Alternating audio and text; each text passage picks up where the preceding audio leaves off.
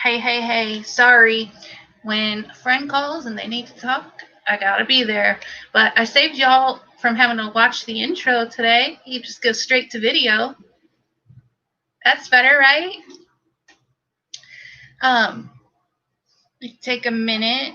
We had Bob's Adventure in here first, and then we had Hitch Up and Toe, Mel Nettie Living Free Zip Codeless. And I think that's all we have in here so far. I'm scrolling through. I love the fact that Hitch Up and Toe says that they have a chicken haunting them. That's funny. Y'all are cracking me up in the comment section. And Papa Drew, please stand by. She's on a party line.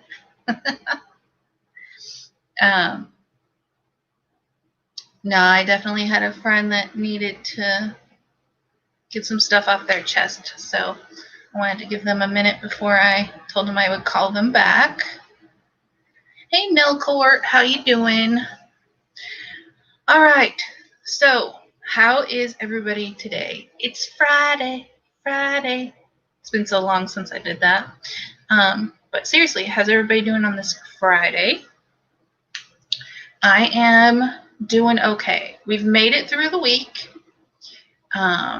My dad is coming over tomorrow, and we're going to play cards, and we're going to have some dinner together. I'm going to try to get his mind off some things he's kind of dealing with right now.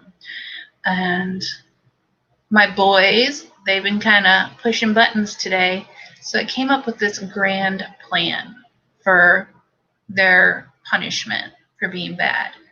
See, one's already grounded from Xbox and phone and all that stuff. The other one has a messy room. And the problem is they keep arguing with each other. So my master plan and their punishment was they had to work together to clean the one son's room. And if they do it without arguing, and it looks good at the end, they can watch a movie together tonight. Oh, I hope that's good parenting. I don't know. At this point, I'm trying anything. I've got a house full of teenagers at each other's necks because, Corona. Papa Drew says, I get free TB for my bunghole. I love that. Not good. I'm working on 2 hours of sleep for the whole week. Oh, Papa Drew, I'm so sorry. Papa Drew says, Cleo took a big bite out of other dogs she is staying with now. I need to pay $800 to the vet.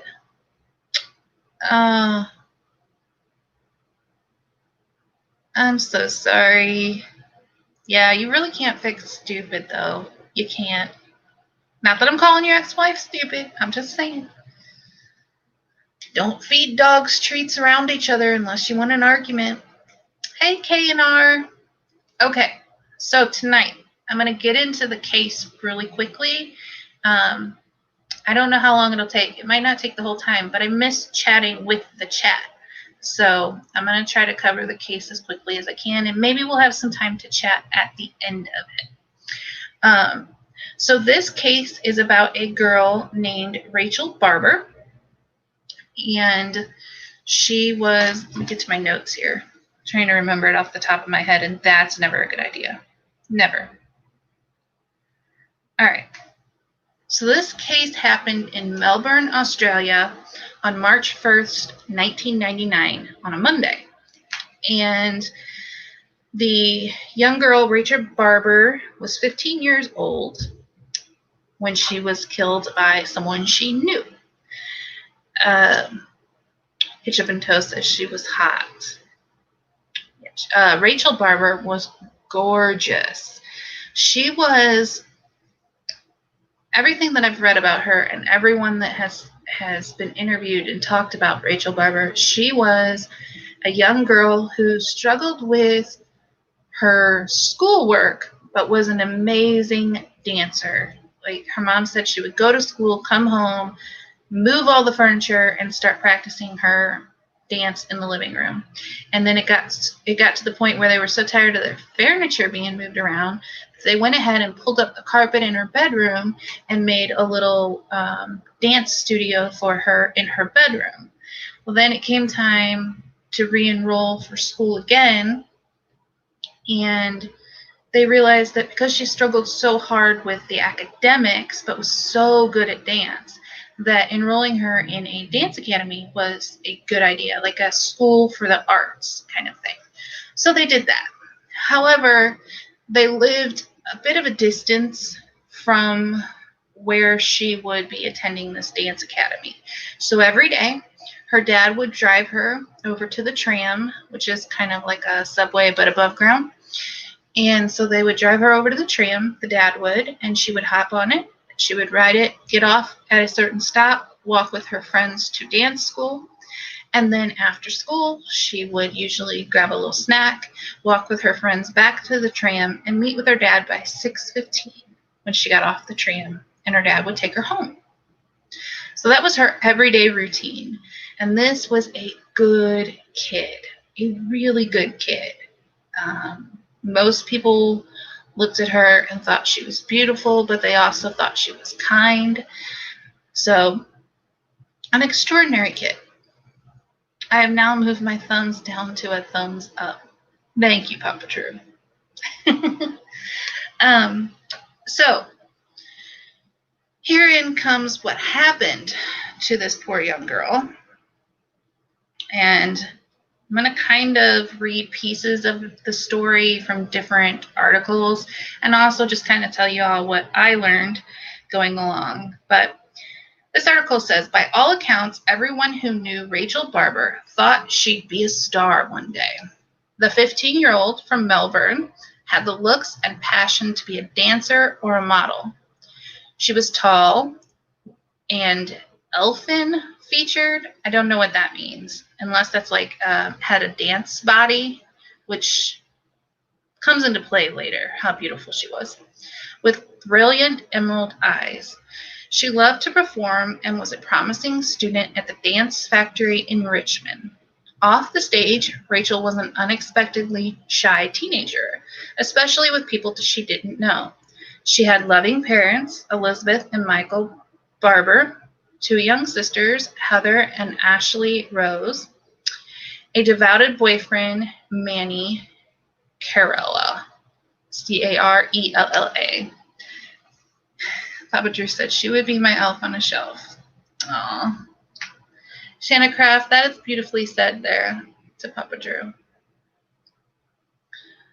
All right. She was also friends with a woman called Carolyn Reed Robertson. Now, in this article, they say she was friends with a woman named Carolyn Reed Robertson. But in the interviews I've seen with the mom and the family, Carolyn Reed Robertson was 4 years older than Rachael. Rachael was 15 and Carolyn was 19. Now, Carolyn was a next-door neighbor of theirs for a long time. Carolyn's family was a next-door neighbor's their whole family lived next door to the Barber family. Now,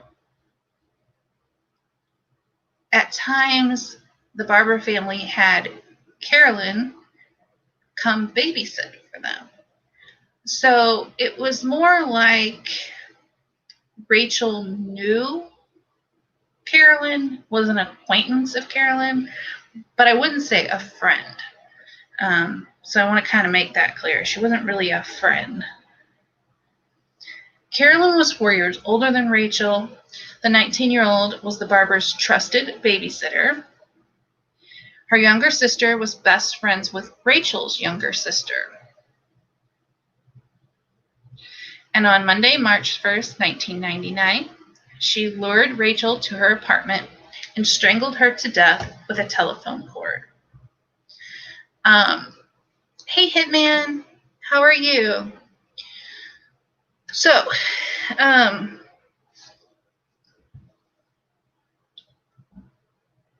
trying to figure out how I want to tell you all what actually happened. I'll go ahead and read this.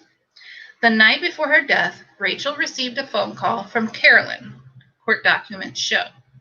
Carolyn had a way for Rachael to make a quick $100. Now, it's been debated whether it was $100 or a quick $500, but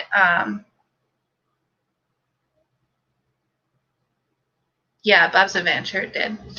Okay, so all she had to do was meet Carolyn the next night after dance class and take part in a psychological study.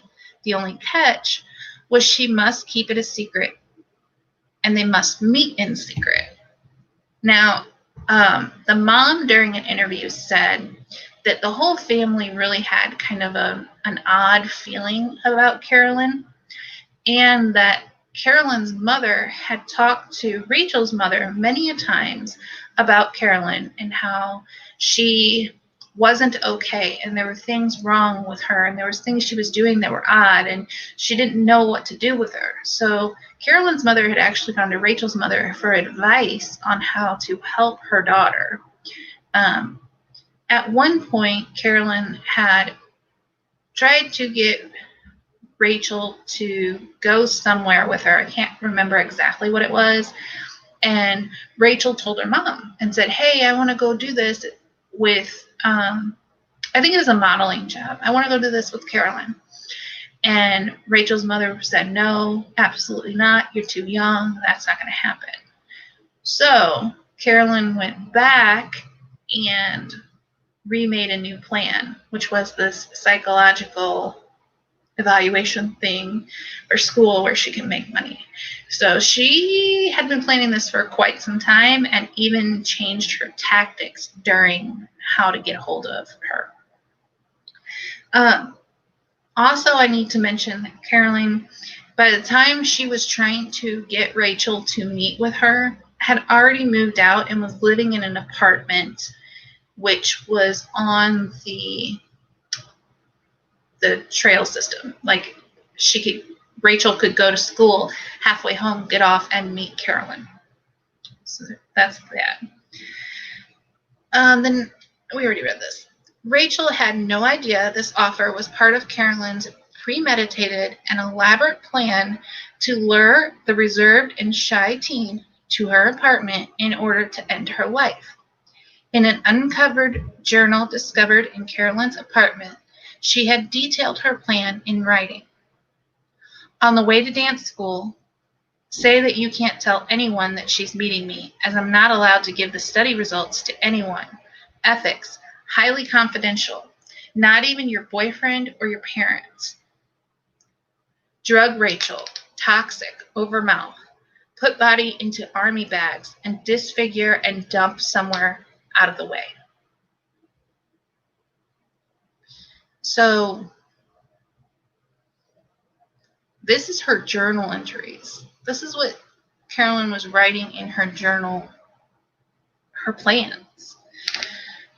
The next evening, around 5:45 p.m., Rachael left her classmates to catch the tram with Carolyn. In line with her promise to keep their plans a secret, Rachael didn't tell anyone where she was going, only that she would be back to the tram terminus to meet her dad at 6:15 p.m. Yeah, Papa Drew, go to sleep. If you're tired, go to sleep. When the two teenagers got to Carolyn's apartment, they ate some pizza together. Court documents claim that Rachel's pizza may have been drugged. Carolyn then convinced her to do some meditation as part of a psychological study, asking her to think of happy and pleasant things. It is believed it was at this time that she placed the telephone cord around Barber's neck and strangled her to death. Carolyn kept Rachel's body in the flat for 2 days, hidden in her wardrobe with the telephone still wrapped around her neck. The body was still there when Carolyn closed the door to discourage her father from entering the room on one occasion when he visited after hearing that she was sick in the days following the murder. So I'm going to back it up just a minute, and we're going to go over this. So she drugged her pizza, had her meditate, strangled her with a phone cord, and then put her in an army bag in her closet. Now, the police start to kind of catch on to things when one of Carolyn's friends and one of Rachel's friends saw the two girls together on the tram the day that Rachel went missing. So the police start to kind of put things together, and they call Carolyn's work, doing their detective work. They call Carolyn's work, and they find out that she took off work the day that Carolyn went missing and took off for the next week because she was sick. Now, Carolyn's dad, finding out that she was sick at the same time that Rachel went missing, he went over to the apartment to check on Carolyn. But I think to be nosy too, because deep down he probably knew there was something wrong. You'll understand that in a minute. But when he was at the apartment, the body was in the closet in his daughter's room. That part blows me away. Blows me away. But it's going to get even worse. Nell says it really takes a lot of dedication to strangle someone. Yes. Yeah, 2 days, the body would have probably smelled pretty bad by then. It gets worse. It doesn't say this in the article, but again, this is something I learned through researching this. So here's what she did next with the body. She decided to move out of her apartment, or move some of her belongings out of her apartment. But she told her dad she couldn't move the stuff on her own because one of the things she needed to move was a statue that was too heavy for her to carry. So her dad hired a moving company to come move the statue. The moving company moved the statue, which was the army bag wrapped in plastic and then wrapped in blankets and all taped up. They moved the statue to her father's country property. A moving company moved the dead body without smelling it to her father's property. They assisted her in her murder without even knowing it. And I don't understand that part. That part I don't understand. How could they not tell? How could they not tell that was the body? But this article says she eventually relocated Rachel's body to her father's rural property in Kilmore, where she buried it in a shallow grave. It was there that it was discovered nearly 2 weeks later on March 13th, 1999. See above a comment. Strong enough for a man, but made for a woman. Just say no, adventure.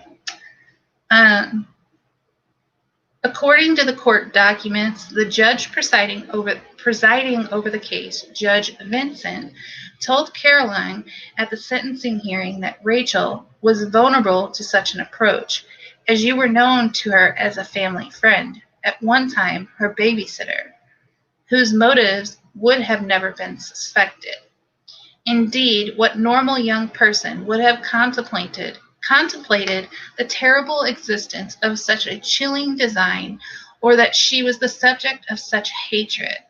I have no doubt that you appreciated that the combination of a slightly adventurous but harmless secrecy and the prospect of obtaining what she referred to as a heap of money that would enable her to purchase some shoes that took her fancy would have been very attractive to a person of her age and apparent temperament. He further added, for my part, I find the deliberation and malevolence with which you acted extremely disturbing. He further added, psychologist Mr. Michael Crudson I'm getting my words all mixed up now, sorry. Okay. Psychologist Mr. Michael Crudson, who treated Carolyn in jail, said his patient revealed that prior to taking the 15-year-old's life, her fate hadn't been decided. How could he believe her fate hadn't been decided?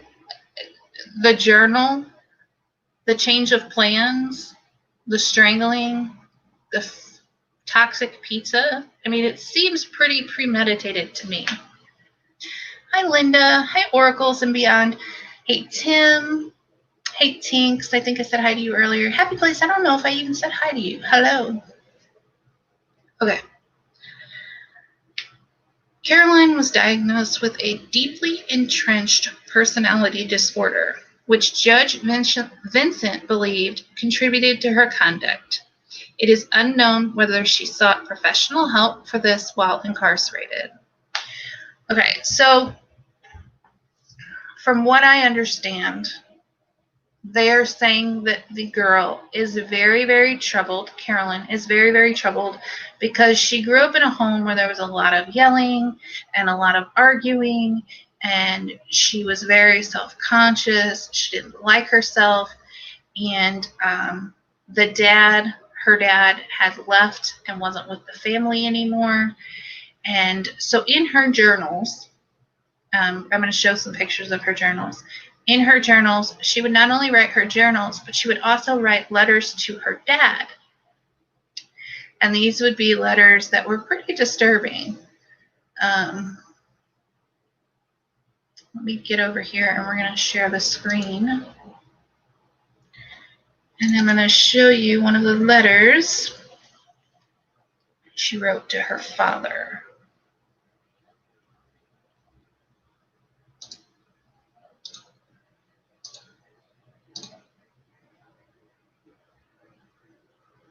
If I can make it any bigger. Hold on. Let me go over here and we're going to zoom in a little.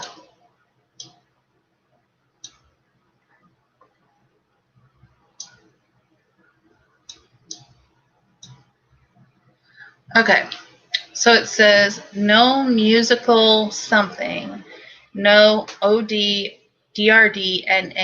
too much homework, 3 in science, hate reports, hate handwriting, headaches, vomit, big nose, obese, eat too much, no life, ugly, no artistic ability, fat chubby cheek, disgusting school, photo, unphotogenic, no fit, not healthy, ugly, hate school, hate teachers, hate snobby people, hate schoolwork, hate house music, hate keyboard, no life, I hate myself. Mouth small, pimples, pizza face. And she also talks about her hair, apparently. So she really, really did not like herself at all. Now this was in her journal. I don't have the one. There was another one that was she signed it Spotty Dotty, and it was a message to her father. And now this is the killer that is writing this stuff. And yes, it is sad, but I don't think it justifies killing someone. Get over here to this one again. All right, it says, I can't go on. I feel like a troubled, tortured, lost soul that's been thrown into an alien environment full of angels.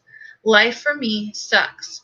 You don't have to reply, as I know you have better ways to spend your time. Although I'd like you to. Signed, Spotty Dotty. P.S. I feel more comfortable writing letters than talking. So this was a letter to her dad. It's heartbreaking that this is the way she felt about herself and that no one really got her the help she needed. Let's go ahead and take a look at this one.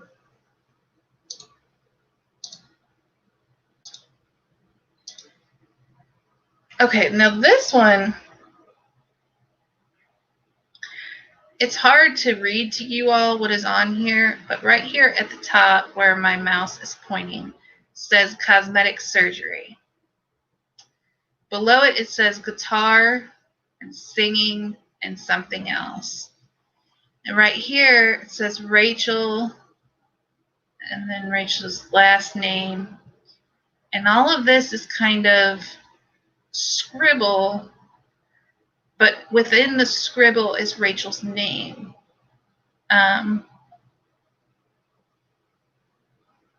says, on the way to being how J-E-M was I supposed to know. So this, it's cut off and not all of it is here. I don't know why.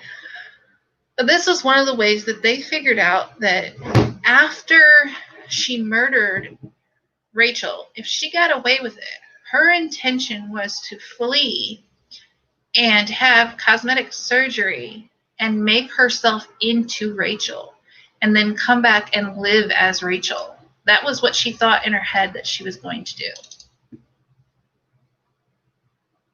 So she put a lot of thought into this. Okay, this says, my favorite black tracksuit pants have a huge rip in them. I'm so pissed off. I suppose I'd better go something. Here's a thought I had when I was angry. Good night, and I hope you had a nice day at work. Please don't rip this note off the pad.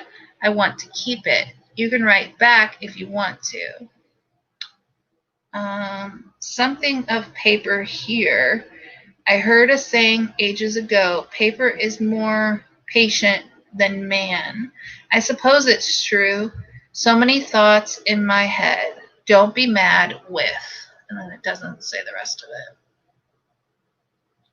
So while I'm here at the pictures, this is what I had for the thumbnail. Let me blow it up here. And that's Rachel. Absolutely gorgeous. You can tell she has the dancer body. She's just a very, very gorgeous girl. And this is Rachel with her friends. Well loved. This is Rachel right here in the middle. Her dance school.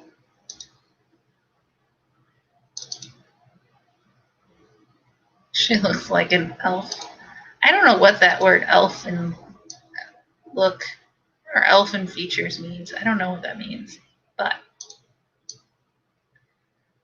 this is her. It would be nice to be that ugly. Well, this is the girl that was murdered. I'm going to show you the girl that thought she was ugly here in just a second. And this is Rachel again with her boyfriend.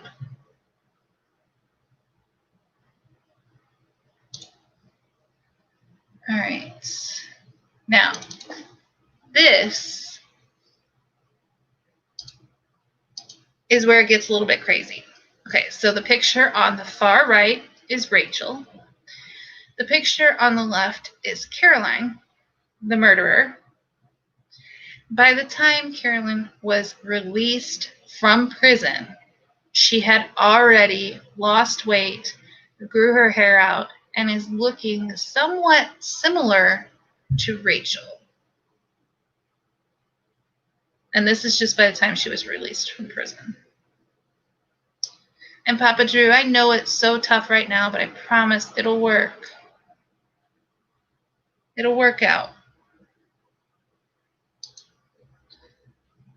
All right. Let me close this and let's get back to the story.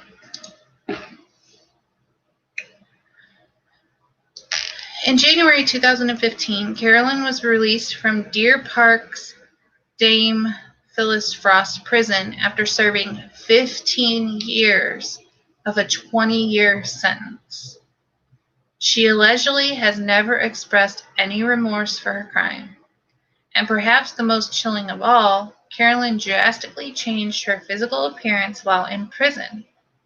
When Rachel's mother saw Caroline for the first time, she thought she looked like someone else, her daughter. There is a Rachel likeness there, the eyes. So I'm going to go to the other story I have. I see you asking how was she released. I don't get it. She was given a 20-year sentence for murder, for premeditated murder. Seriously, I don't understand. But then on top of that, she had to serve at least 14 years. So they already knew she was going to get let out early. She had to serve at least 14 years. And she started putting in her parole, like trying to get paroled. I think she got denied 3 or 4 times before she was allowed to actually get out. But still, why was she allowed out? I don't know. You're right, Papa Drew. Never give up and keep pushing forward. Let me get down here.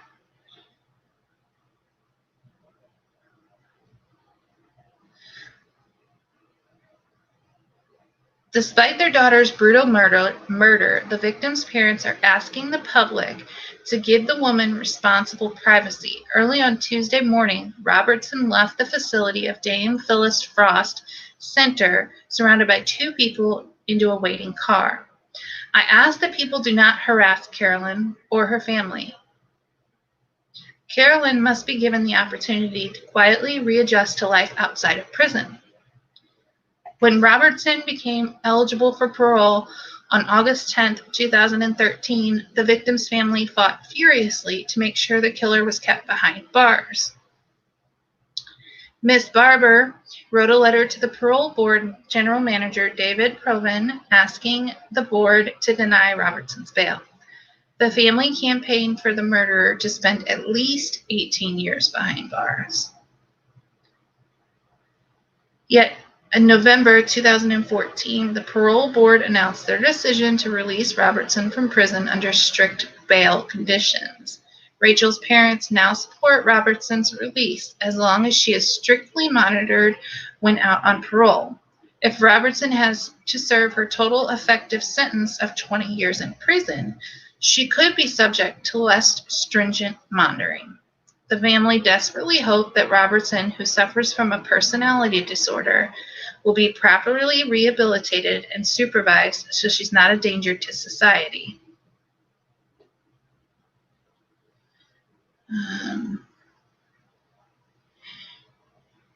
I think that Carolyn was very unhappy with herself. She didn't like the way she looked. She didn't want to be taken on that persona of someone that she wanted to take on the persona of someone that was happy, that was beautiful, that was popular like Rachel, and try to live that life, Miss Patterson said. With the correct supervision and support, she will hopefully keep to herself and not reoffend. It is absolutely essential for the benefit and safety of the community that she is monitored upon her release. The family still fears about Robertson's mental state, but hope rehabilitation can protect the community. No one wants Carolyn Reed Robertson to commit another crime. I can only hope that the Adult Parole Board of Victoria are sure to make sure she is rehabilitated and so without doubt. So this case, there's a lot in these articles it didn't cover, and I'm just going to briefly go over a few of them. One, when the police arrested Carolyn, they went to her apartment to look for evidence, and she was on the floor having a seizure. They took her to the hospital. When she came out of her seizure, she immediately admitted to murdering Rachel.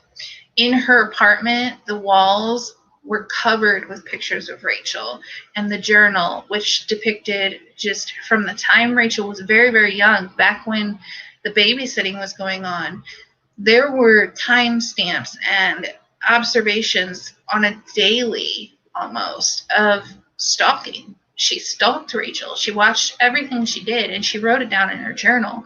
She wanted to become her, which is very, very scary. However, that's kind of the end of the story, and that's where everything is. Carolyn is now out and free. They are kind of protecting her identity, so there's no way to really find her, I don't think, at this point. They did turn this case into a movie. In 2009, it was a movie called In Her Skin, and it's also called I Am You. It's an Australian movie, Australian film. I've tried to see if I could rent that or view it, but I would have to pay for a subscription through another thing, and I don't want to do that. But there is an actual movie made off of it that shows the whole case also. But there is, I believe, a 2020 interview with the parents, So it's definitely something, if you are interested, to look a little more into. I think about these things with my kids. Kids nowadays are so mean and so vindictive, and a lot of parents don't watch their kids anymore. They don't pay attention to what they're doing. And things like this happen, and it's scary. It is truly scary to have teenagers nowadays because this stuff happens way too often. But with that said, what do you all think of this? What do you think of her getting out after, was it 15 years? Or stalking her for the little girl's entire life? What do you all think of it?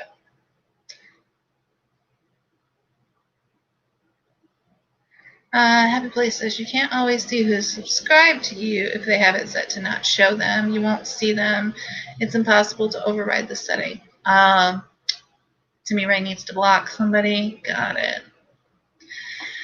Nell Court says you can't fix that type of disorder. Yeah, the personality disorder, I don't think you can fix that either. I think you can manage but not fix it.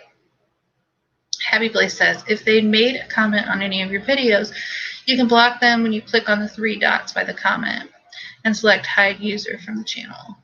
Hey, Linda R. All right.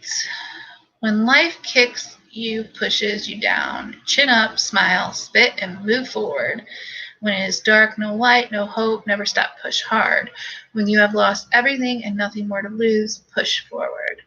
I think the biggest triumphs and the biggest happiness and all of that comes from the hardest times. So even though like you're going through a really rough time, the biggest positive changes come from those darkest of times.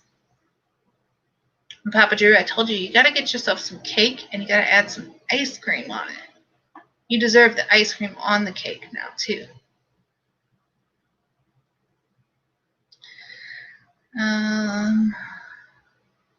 Can I use the 3 dots to get cake? Too funny. Too funny. All right. Tim says, an Australian-based story. A friend of mine is a prison guard at the Dame Phyllis Frost Center. It's only about 10K from me. Yeah, Tim, I covered an Australian story today. I ran across it, and I found it really interesting and kind of just mind-blowing. I don't know if our laws would have been stricter, if it would have been handled differently here, if she would have spent more time in jail. I would like to think so, but our system's a mess too. So I did find it interesting, though, that she only had to serve that short amount of time. Even the sentencing of 20 years. 20 years seems like nothing for taking a life.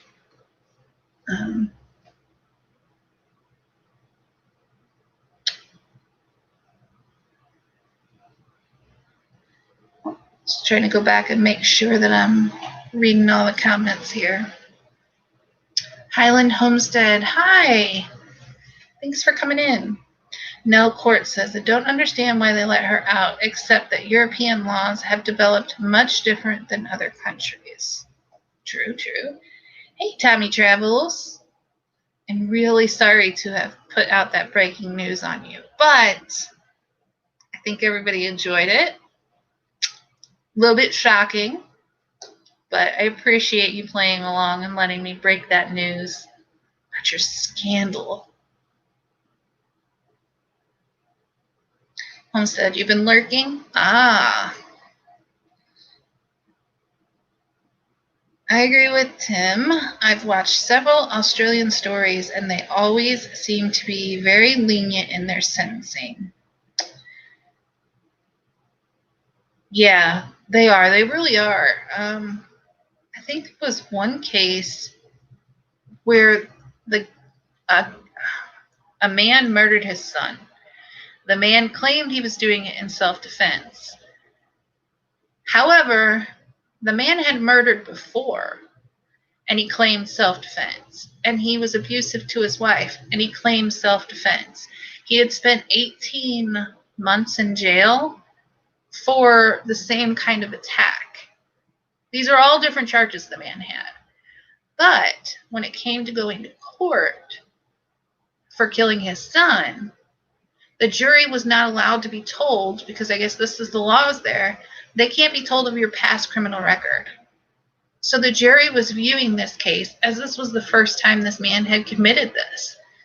But it was like the fifth or sixth time the man had committed a self-defense killing crime. He walked free, and he had a smile and was laughing as he walked out the court steps. I don't understand this. I can't wrap my head around it. Papa Drew says, I'm not going to show BB3 my nipple rings with gold chain. Nope. Timmy Ray said to read his comments. See that you said hi, Tommy.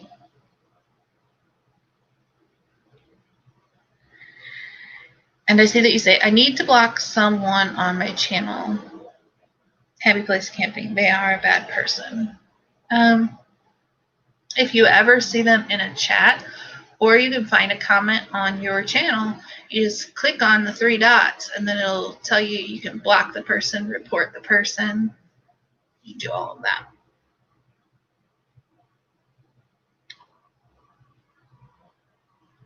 The U.S. laws are much more strict than Australian laws.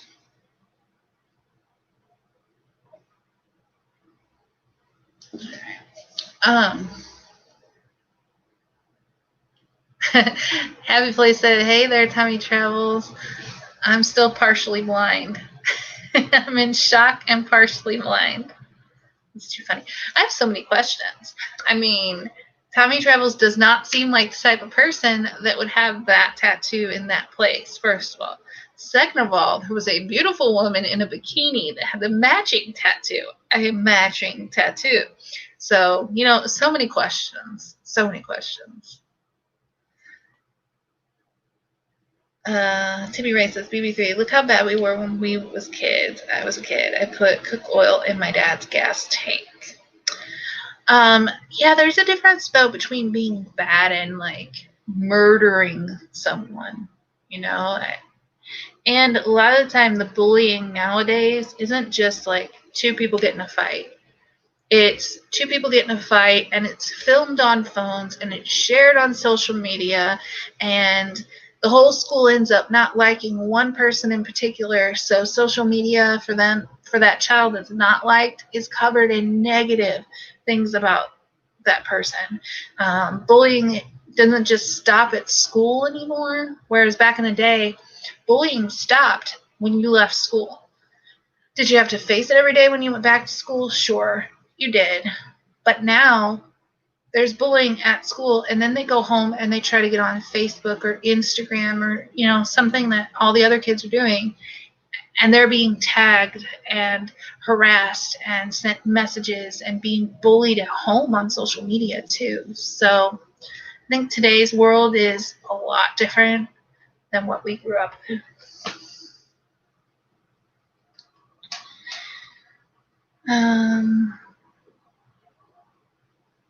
Papa Drew, I'm not going to show BB3 my piercing, Ketchup and Toe says. Papa Drew says, what could go wrong? I am always looking for breaking news. I mean, I definitely shout out your channel. I just break your stories, too. I think it's fun. If anybody wants to send me images, fun images, nothing too serious that's like scandal, horrible scandal, but I love doing the breaking news stories. I think they're fun. I was 6 years old putting cooking oil in my dad Charles' tank. Yeah, I think when I was younger, I stayed out past the time the street lights came on. When I was a teenager, I drank before I should have been drinking. I smoked cigarettes before I should have been. I raced cars. I fell off the back of a motorcycle. I did a lot of things that were dangerous for me, could have caused harm to me, but not necessarily anything that would have harmed other people. I did shove a girl in a locker. I'm not going to lie. I had a moment. I was telling Uncle Lisa this story. And Uncle Lisa lost it and was laughing. But I was not a bully, but I was known as the girl that, like, you don't want to mess with me. I had a lot of anger problems. I grew up being kind of not picked on. I grew up in a home that had a lot of trouble.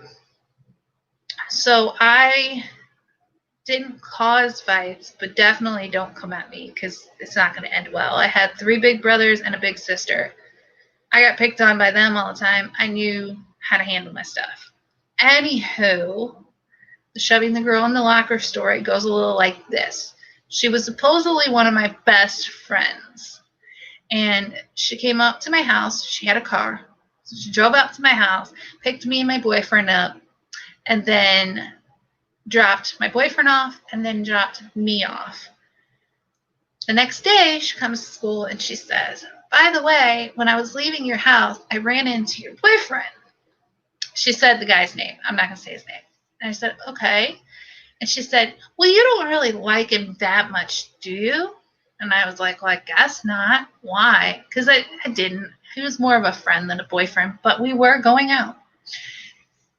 She says, because I picked him up and went home with him and we had sex. You what?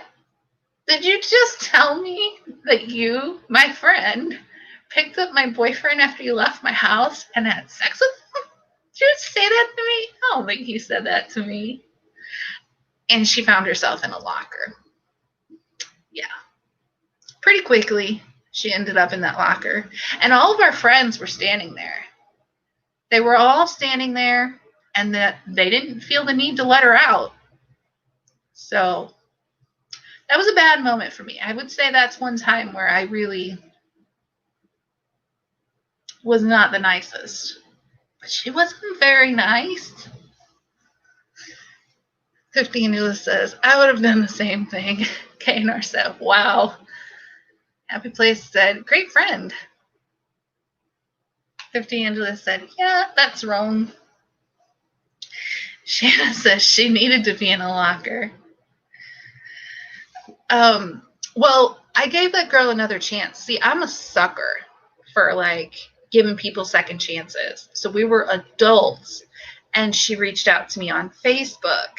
And I was like, well, it's been forever. You know, just remember to kind of watch things and, you know, don't get wrapped up, is what I told myself. So she started coming over to my house, and her kids started playing with my kids and stuff. And one day, I'm in the kitchen, and I'm cooking us dinner, and she was helping me. And the next thing I noticed, she's not in my kitchen anymore with me. So I quietly turn around and go peek into my living room, and I had a couch, and then there was the floor. My husband had come home and sat on the floor because he was dirty from work. Instead of her going and taking a break and sitting on the couch, she went and sat down on the floor and put her hand on my husband's leg. And right as I was walking around the corner, she was going to place her hand on his leg, and he jumped up and was like, I don't know what you're doing, I'm out. And he walked into the other room, and I booted her out of my house. So that probably wasn't very nice either, but she was not a good person. Papa Drew said, did you film it? You have that friend's number for scientific purposes, says Bob's Adventure. Oh, that's funny. Nell said, not bad, appropriate. She was baking something else. Yeah. But see, that's like my fault for giving her another chance too, because I knew she was like that. She had already cheated on her husband by the time me and her reconnected with a neighbor, and I kind of knew she was still the same way. But yeah, I let her in my house anyway. I always feel like giving people that don't deserve them chances. I don't know why. But once you've crossed me, we done. We done. Highland Homestead said, haha, I get it, yes. I would have done the same thing. Hitchup and Toast says, we have a name for people like that. KNR said, she would not have made it out of my house. He probably should have moved when she sat down, thinking both were a bit. Oh, he did. That was the weird thing. I said he sat on the floor because of being dirty. Well, he had sat on the couch, and she came and sat down next to him, and he felt uncomfortable, so he moved to the carpet. I ended up getting the whole story later, and then she moved down to the carpet, and that's when I was walking in the room. So, no court says, why do you do that? I don't know. I have helped a lot of people that did not deserve my help and did not deserve second chances. But I always feel like people can redeem themselves if they want to. So if I don't give them a chance and I don't help or I don't be there for them, then what if that was the one time they were going to redeem themselves? But usually, like, second to third time, I'm like, we're done. I'm done with you. And I know it's something that I should not do. Trust me. I know that I should be a little bit stronger and be like, nope, you burned me once, we're done. Papa Drew says, as I love crazy women, I mean, they have skills. I'm done with nuts. And I want, like, normal. Not sure I'm going to find normal at 50, but I'm done with nuts. Hey, you can find it at any age. Hitch Up and Toe says, can I feel Bulldog's leg? Okay, so Bulldog and my friend's husband, this cracks me up. Bulldog's very confident in himself. He loves himself very much. And my friend's husband and him will, like, rub each other's leg and hug each other and lay down in a bed together and, like, act like they're a couple. They'll do it while we're in public too, which is really embarrassing, but hilarious. But I think he did that to Nomadic Hippie too at one point. I think he, like, rubbed him or hugged him or something. I don't know. But it's pretty funny. Papa Drew says, he is cute. I want to love him as well. Timmy Ray says, my dad, Charles, said when I was 14 years old, he put a chain under the cop car and hooked up the chain to a tree, and the cop drove the rear end came out of the cop car. Wow. That's crazy. I think, like, the shoving the girl in the locker. Happy Place asked earlier what was the worst things I've done. I would say the shoving the girl in the locker was probably the meanest. Personally, like, meanest. Because she was tiny. There was no way she was going to defend herself against me.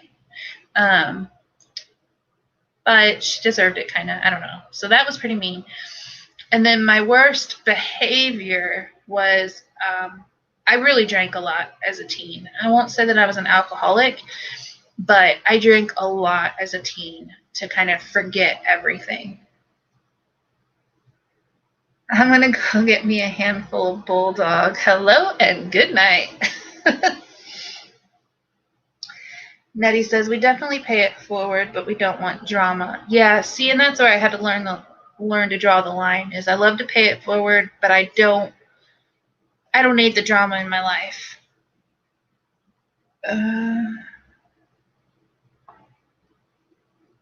K&R, I hope you and Kyle are doing well and that you get to relax some tonight and this weekend. All right, so we have a New Horizons raid coming up next. Thank you, Happy Place, for dropping the link. I appreciate it. We used to take new Marines, strip them 100% naked, and handcuff them to the main gate in Japan. That was fun for us, not so much for them. Well, my one friend, me and her are still friends. We were friends when we were itty bitty. I think junior high. She came just to our school in junior high, I think. So junior high until now. And she flat out told me, I was scared of you. I was scared of you. Like, watching you shove somebody in a locker. She goes, but the positive was I knew that nobody would mess with us when you were around. I thought, oh, God, what impression did I leave on people when I was young? That's not a good impression to leave. I felt so bad hearing that. But she said it was a good thing. So Hitchup and Toe said, I got expelled from school because the boy next to me was smoking. I was the one who set him on fire. Thank you, Nettie, for coming in. Thank you, Bob's Adventure. RBing with G. Hello, hello. Thrifty Angela said, you go, girl. Hey, Thin Blue Lane. No, I don't think I was proud of that, but like I said, I had 3 big brothers and a sister, and my big brothers, they had friends over all the time, and they would steal our clothes while we were taking a shower, or we'd go sledding and they'd send us down the biggest hill first. Little stuff that wasn't mean, but it made me tougher. It definitely made me a tougher girl. I guess that's the way I would describe me. Thank you, Nell. I appreciate that. Thank you, Happy Place. All right, time to head on over and raid New Horizons. Thanks, everyone, for coming. I appreciate it. Wishing you all much love and much kindness. Bye for now.